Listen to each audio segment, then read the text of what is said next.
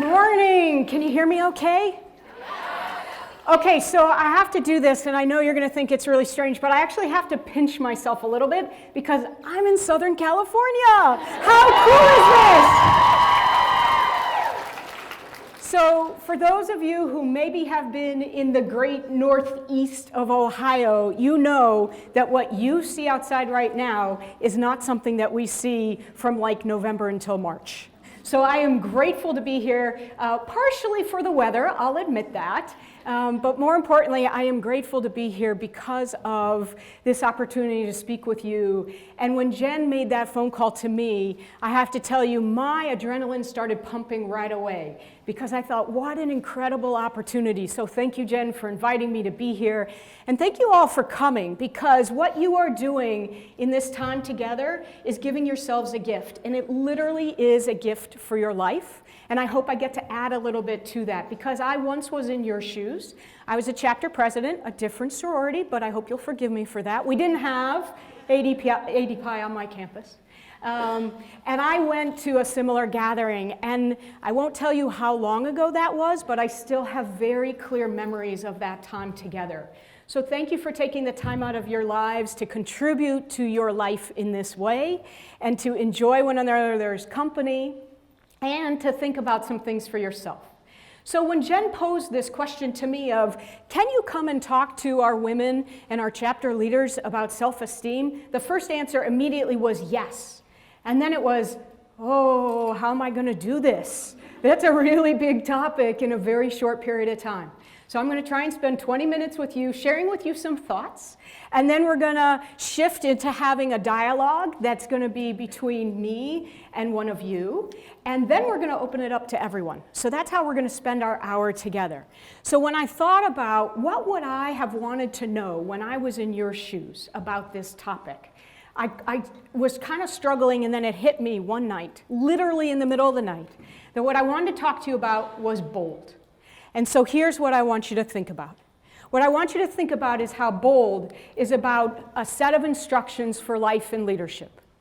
And bold is going to be a framework for us. And I want you to think about it in this context. So I have to read this because I don't have it memorized, though I think probably many of you might. Think about this. I believe that the privilege of membership in Alpha Delta Pi brings with it the responsibility to do my best in whatever I undertake, always remembering that leadership requires confidence tempered with humility and courage blended with tolerance. I believe that I must strive to become a well-balanced person. Where's that come from? Woo! Let's hear it for that, right? This is what I mean by being bold. But I want to break it down for you a little bit, because what is bold? Bold is a butterfly. Bold are these boys. Bold is learning, and bold is direction. Bold is that weather vane. Bold is more than a word. Bold is about a number of things. Bold is about becoming. Bold is about optimism. Bold is about learning, and bold is about direction. So obviously this is not a sentence, right? Because that's pretty lousy grammar. BOLD is an acronym, and I want you to think about this acronym. So BOLD begins by becoming, and becoming is an active process. Optimism is something that we practice, and learning is a constant opportunity. Learning is a commitment, and learning is a choice that we can make. Direction is an anchor. Direction gives us a foundation for who we are, for what we believe, and for where we're going. Those are the instructions that BOLD offer us: becoming, optimism, learning, and direction. So let's start with thinking about becoming. Becoming is active. Let's think about a butterfly for a moment. Use the metaphor of a butterfly's life. You know, it doesn't start out beautiful. It doesn't begin with the capacity to fly. A butterfly doesn't have its rich colors and its patterns at birth. It starts out as a caterpillar. Now, this is particularly an attractive caterpillar, but we know that there are lots of caterpillars out there that are not so attractive to look at. Caterpillars in general are slow, they're methodical, they can be awkward and uncoordinated. They have a really rough challenge ahead of them because they have to eat a whole lot in a short period of time, all the while avoiding some real challenges. The challenge of a curious kid, the challenge of a bird coming after it. So a caterpillar's life is challenging. But a caterpillar works under this time constraint of eating enough and surviving these challenges so that it can become a butterfly. So becoming is a process. Think about that for ourselves. If we want to become someone, if we want to be someone, we have to first become that person. Let me say that again. If I want to be someone, I have to first become that person. So let me illustrate that with a story for you. My early career, I was working on a university campus. I was working at the Indianapolis campus of Indiana University. And I worked for a very, very impressive man. When I started working for him, he was in his 70s. By that point, he had already been a U.S. ambassador. He had been a college president. He had been the foundation president. He had been just about at the top of every career path he chose. And I was really overwhelmed by that because I was in my early 20s and I thought, how can that be? And he said, I didn't start that way. I had to become that person. I actually wanted to be a paratrooper, he said. So remember, he's in his 70s, and this was 20 plus years ago. He wanted to be a paratrooper, so he had to become that person. And so when he was in his early 20s, he started down that path.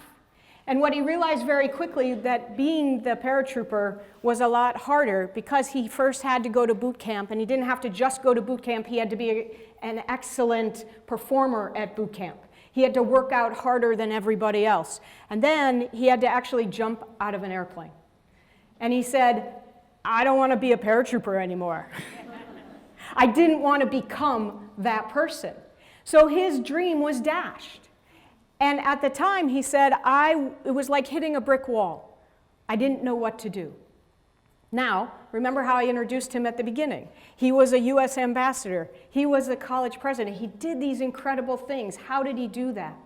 Well, he lived bold.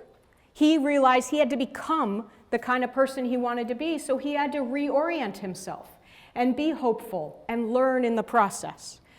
Now, I can't tell you the same kind of story for me because I haven't been a U.S. ambassador, and I'm not going to be a college president. And yet, I myself can tell you, I wanted to be a judge. And then I learned about law school. Not happening. And then I wanted to be a marine biologist, and I took bio. Definitely not happening. What do? When the person you want to be, you realize the path of becoming that person isn't what you expected. You have to learn how to take that step back and think about, so who do I want to become? What I realized was that I want to become the best version of myself. And that's the path that I'm on, and that's a path that I would suggest to you, you might want to think about. How do you become the best version of yourself? Your self-esteem is wrapped up in who you want to become. How do you treat yourself well in that process? Bold weaves together these instructions of becoming, optimism, learning, and direction so that you can become the best person, the best version of yourself. So let's go back to our friendly caterpillar. Ew, gross. This is the larvae state. Do I have any bio majors in the audience? All right, so you know what I'm talking about here. Those of us who are not bio majors, because remember, I tried bio and it didn't work for me, we might think that the caterpillar is now just resting and doing nothing. But in fact, we know that the caterpillar is undergoing a phenomenal metamorphosis. And the joy of the caterpillar's life is that they can do it in a cocoon. We ourselves go through a metamorphosis as well. Unfortunately, we don't have a cocoon to hide in. So as we become the best version of ourselves, we're challenged by what people see, We're challenged by how we feel. We're challenged by that interaction between how we feel and what people see. Our self-esteem becomes like our cocoon. Now, it doesn't hide us, but it allows us to withstand the challenges outside of us. So this caterpillar, going through this metamorphosis in the cocoon, is becoming a beautiful butterfly. So we ourselves have to do this same thing. So I want to ask you a couple questions to think about.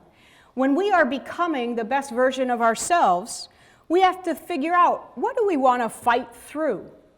What will it take to survive those challenges? How do we equip ourselves with the tools that we need to face those challenges? And in fact, what do we do when the challenges start to overcome us? Because life is hard. A caterpillar's life is hard. Our life is hard. We all have our own challenges. Our self-esteem is one of the strongest fortifying forces that we have. So how do we keep that healthy for ourselves? How do we grow our self-esteem? That's part of what this set of instructions of BOLD do for us. Healthy self-esteem is both an attitude and an ability. How we face our challenges in learning how to fight through the obstacles, knowing when to stop. Let me repeat that. Healthy self-esteem also helps us know when to stop, because sometimes a challenge isn't worth the risks. We have to learn this as we become the best version of ourselves. So healthy self-esteem empowers us to know what are the costs and what are the benefits. When are the costs too great, but when can they be managed? So that we can work around the challenge, work through the challenge, and get to that longer-term gain. So that we become that gorgeous butterfly, that beautiful, graceful, colorful butterfly, the best version of ourselves. So that gives us a sense of the becoming process. And this is one example of how BOLD is woven together. But let's get a better understanding of this idea of optimism. Optimism is practiced. Optimism is contagious. Optimism is a powerful force. Optimism is about how we choose to live our life, and optimism is about our leadership. We can practice optimism. More often than not, we think about, I'm an optimist, I'm a pessimist, as if it's static. But in fact, it's not. It is a skill that we can learn and develop. While optimism and pessimism are generally thought of as personality attributes, and there are aspects of optimism and pessimism that are baked into who we are, so much more is learnable. And so you can practice it. Optimism teaches us that when we fall down, we can get back up. That if we get a scrape, it's not going to happen every time we try whatever it is that gave us that scrape. Failures are not taken personally when you have a mindset and a skill set of practicing optimism. My daughter, this was a number of years ago, goes off to summer camp along with her younger brother. And optimism is a skill that I practice, knowing that she will get her scrapes and he will get his bumps, and they will grow from that and they will learn from that. That's a practice that I've developed over time. And it's, to me, one of the hardest things about being a mom, is believing that my children will be okay. That's more than a mindset, that's a skill set. And as I get ready to launch my daughter into being in your shoes, she heads off to college in a short 18 months. You can tell I'm already nervous about it. I have to practice this skill of believing and knowing that she will take setbacks as learning opportunities. She will confront challenges as full of possibilities. Part of practicing optimism is seeing challenges as growth opportunities and problems as nothing more than a learning opportunity. So this is the classic test. When you see a glass that's got a little bit halfway full of water, is it half full or is it half empty? Full, full. Some people I know are thinking half empty, but you're afraid to say it. That's okay. Because even if you see this as half empty, you can learn to see it as half full. You learn to see that something that's not quite fully there is not empty. You've made progress. This has a lot to do with even goal setting. When you set your goals really high and you fall short of them, have you failed? If you practice optimism, you haven't. You got farther than if you hadn't set such a high goal. So practicing optimism is a skill. We have to be careful. Remember, I was talking about healthy self-esteem? So there's a healthiness to how we practice optimism. We can look through the rose-colored lenses of optimism and see the world as full of good and full of possibility.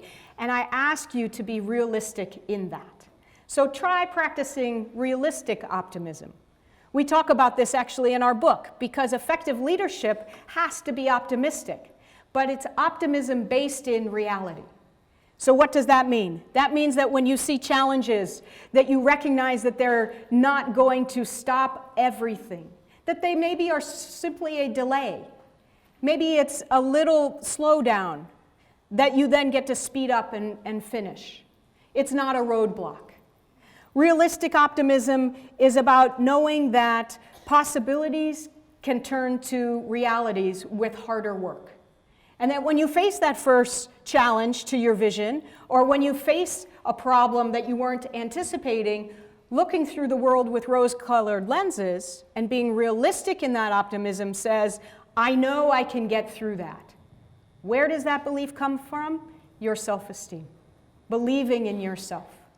So optimism is a powerful practice, and it's contagious. And I encourage you to practice it, because the more you practice it, the more people around you will practice it. But that's a learning process. So learning is the third instruction for life and leadership, the third part of this bold equation. And learning is constantly available to us. Think about learning as a flame that you have lit inside of you. And if you continue to practice it, just like if you feed a fire with some oxygen, that fire grows. So when you continually approach life with a learning mindset, and you learn and you grow, that flame is fortified. The learning mindset, the learning skill set, helps you get through life's challenges. Learning helps you become the best version of yourself. And I'm not talking about classroom learning here.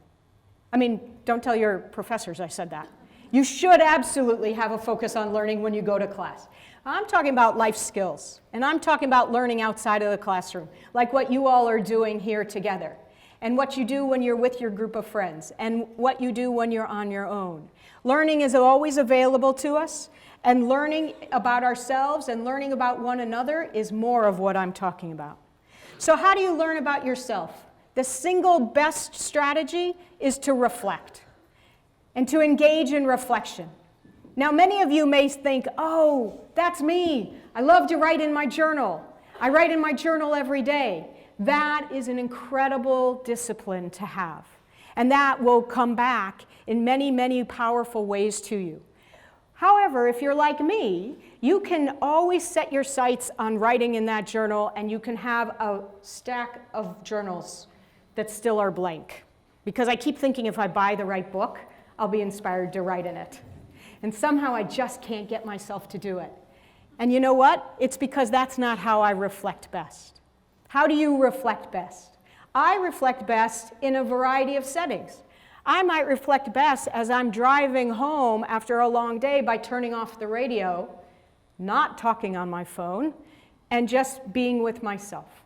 I reflect best when I walk my dog in the morning. And especially when it's really cold and it's the last place I want to be on a February morning is walking my dog when it's dark.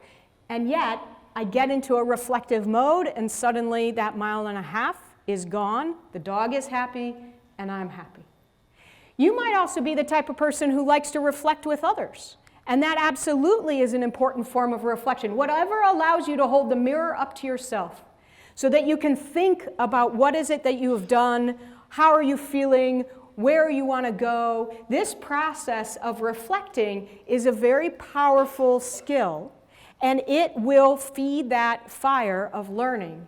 It will help you grow in lots of different ways. And the key is, alongside of this practice of reflection, is how do you not get stuck in the past? So reflect forward. Reflect with the idea of how do I learn and move forward. And you want to do that with that eye towards the future. And that's where the fourth instruction comes from, is direction. The direction that you set for yourself. And in this respect, I'm talking about the direction that gives you energy, that gives you a sense of how do I become the best version of myself. This sense of direction is a foundation for us, and it's our future. So just like a weather vane is constantly moving, we are constantly adapting our direction in one way or another, but not so much that we get lost. Our direction helps us manage through the turbulent times that we face, when things that we thought were certain are no longer certain, or when our expectations aren't met. Whatever your rough waters are, and that's why I have this picture of someone on a surfboard, you can catch yourself in those waves and get blown off course. Or you can keep in mind, what is my future? How do I want to become that best version of myself? And where does that source of insight come from? Where do you find your direction? Well, you find your direction from lots of different sources. You get it from the roots of who you are, your values, from your family, from your friends. But you also can create your direction by setting those goals and creating that vision for your future self. And when you align the roots and the foundation of who you are with that future vision, that is what keeps you from blowing off course. So when the winds start swirling and the weather vane of you starts blowing around and you feel like you get lost, go back to those very basic ideas. This is where reflection kicks back in. This is how bold interweaves itself into our lives. To become the best version of ourselves, how do we continuously engage in the learning process, being optimistic, making sure that we're holding on to that sense of direction. The last metaphor I want to give you to think about is the Lego blocks. Now, I was a huge fan of Legos, and I have to say, when the Lego movie came out, I couldn't have been happier. I think I was probably the happiest kid in that theater. I used my kids as an excuse to go see that movie. So the Legos that I'm going to suggest to you are the foundation of who you are. And just like as kids or adults, when you play with Legos, you build something, you take it apart, you build something else. We can do that for ourselves. Think back to that story I told you about my former boss. When he realized he didn't want to be a paratrooper, he wanted to become someone else, he had to reassemble his building blocks. When I thought I would be a marine biologist, and I had already done some things to lead me down that path, I could have been a pessimist and said, oh, well, I've just wasted all that time. I instead chose optimism and said, what did I learn from all of that? And how do I reassemble those blocks to head me into the next direction? So these building blocks of who we are, our values, our goals, our skills, our dreams, how do we continually build them up, realize that they might get knocked down or that we might have to assemble them differently, and then become that next best version of ourselves. So then I want to just conclude with a little bit of a summary, and that is that I want you to remember that it's about becoming the best version of yourself, practicing optimism, learning, and finding direction. And with all of these thoughts in mind, I'd like to leave you with 3 specific steps that you can take to practice bold. Reflect. Make it a habit to reflect every day. It could be 2 minutes of reflection. It could be an hour's meditation. Whatever version of reflection you can engage in, if you can practice it every day, you will strengthen yourself. You will not only build up your sense of self, but you will continually learn and find clarity and engage in this life-giving practice of reflection. The second step that you can take is to think very purposefully about practicing gratitude. Practice gratitude. Every day, end the day by saying something to yourself that you're thankful for. When we talk about practicing optimism, it can be really tough because life is not easy. And on a daily basis, you can feel like I am just in a grind, things are not going my way. You see the realities. Practicing gratitude helps you get through that. You can practice gratitude just for yourself. You can engage in a very powerful practice of practicing gratitude with others. Give thanks every day. In whatever way makes a difference for you, you will become more resilient. And then the last thing that you can do every day is to visualize your best self and picture who do you want to become. And in that practice, you will continue to build your own version of yourself and add those building blocks and reconfigure those building blocks and be grounded in that.